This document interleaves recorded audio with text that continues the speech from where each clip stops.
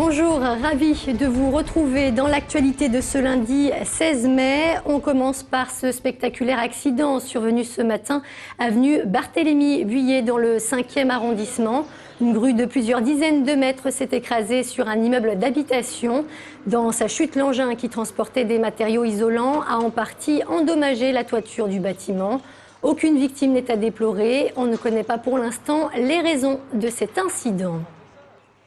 Le séisme politique après l'arrestation de Dominique Strauss-Kahn ce week-end à New York, une affaire qui suscite de nombreuses réactions, a commencé dans la région où le président du FMI compte de nombreux soutiens.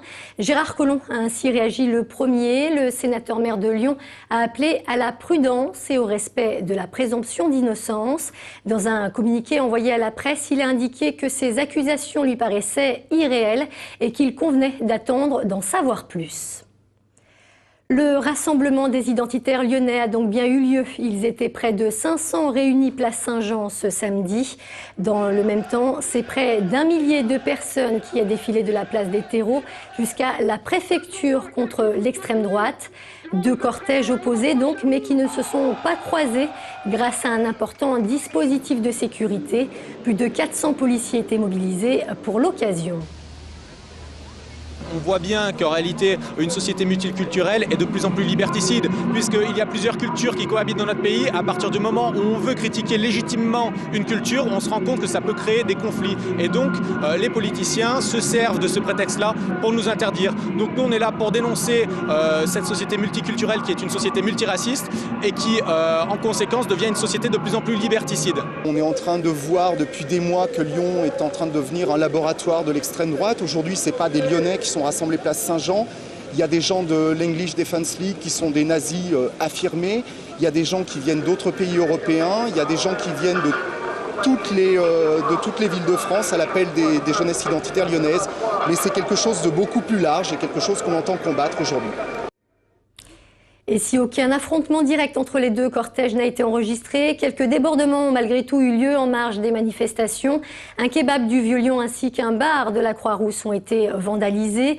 Une centaine de contrôles d'identité ont été effectués. Résultat, 5 personnes ont été interpellées, 2 militants d'extrême gauche et 3 d'extrême droite. Ils doivent comparaître cet après-midi devant la justice. En sport, se déroulait ce week-end à l'Astrobal le championnat d'Europe junior de judo, une compétition durant laquelle les Français se sont illustrés avec 5 podiums, dont celui d'un jeune Fézinois en moins de 81 kilos. En football, en revanche, les Lyonnais qui ne brillent plus beaucoup sont désormais dos au mur. Ce soir, ils affrontent Brest. Après la claque prise à Auxerre, l'OL n'a plus le choix s'il souhaite jouer le tour préliminaire de la Ligue des Champions. Les précisions d'Émilie Deschamps. Après la déroute auxerroise, l'OL est condamné à gagner ce soir à Brest. Un match qui vaut cher pour les deux équipes. Le Stade brestois doit sauver sa peau en Ligue 1 et Lyon doit sauver sa saison en accrochant une 3e place, synonyme de tour préliminaire de Ligue des Champions. On sait qu'on peut avoir le répondant nécessaire dans ce genre de situation et de configuration puisqu'on l'a déjà fait. Voilà, donc c'est bien encore une fois de rester mobilisé et de rassembler toutes les énergies. Désormais à 7 points de Marseille qui a concédé le nul hier à Lorient et avec une toute petite longueur d'avance sur Paris, l'OL doit absolument engranger des points.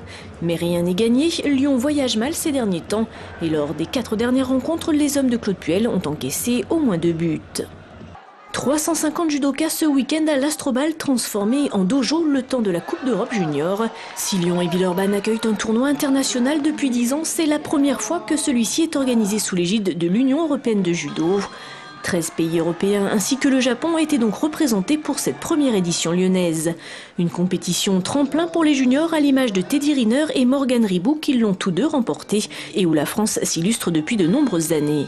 Bon, aujourd'hui, sur le niveau européen, on est dans les 3 meilleures nations depuis 10 ans. Des fois on est la première, des fois on est la deuxième, la troisième. Mais ça se situe dans les 3 meilleurs à chaque fois. La France et le Japon ont d'ailleurs dominé la compétition ce week-end. Les Bleus ont remporté 5 titres sur les 17 mises en jeu, tandis que les Japonais ont raflé 7 trophées. Une information insolite pour finir ce journal. Une messe un peu particulière s'est déroulée ce samedi à Champagne-au-Mont-d'Or. Le curé de la paroisse a béni une centaine de fidèles un peu particuliers, Chain, Chiens, chats, poissons, une centaine d'animaux domestiques ont été aspergés d'eau bénite. À la cérémonie, Virginie Coutière. Luna, Patch, Uno ou Snoopy, ils sont venus nombreux samedi à l'église Saint-Louis-Roi à Champagne-au-Mont-d'Or. Chiens, chats, poissons et même escargots ont reçu la bénédiction du père Frédéric Lequin à l'origine de l'événement. On bénit les animaux tout simplement parce que l'Église a l'habitude depuis des siècles de bénir les activités des hommes. Ça part sur le principe de dire que Dieu est bon. Écoutez la parole de Dieu aux poissons de la mer et du fleuve, puisque ces hommes refusent de l'entendre. Le succès a été au rendez-vous et les propriétaires ont été manifestement ravis de faire bénir leurs compagnons à fourrure. Je trouve que c'est une première, c'est assez sympa de voir tous ces animaux. Je trouve que c'est bien de bénir les animaux parce que ce sont des créatures de Dieu comme les hommes. Certains sont venus de loin, attirés par cette curieuse célébration. J'ai pas été déçu du tout parce que il y en avait vraiment. À la fois, c'était un petit peu Walt Disney, tous ces animaux ensemble. J'ai trouvé au début, c'était vraiment très particulier.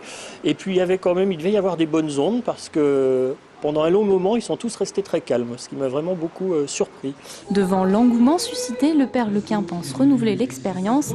Celle-ci pourra peut-être s'étendre aux maisons et aux voitures si les Champenois en font la demande. Et c'est la fin de ce journal. Je vous donne rendez-vous dès 17h pour le 3 minutes chrono. Excellent après-midi sur TLM.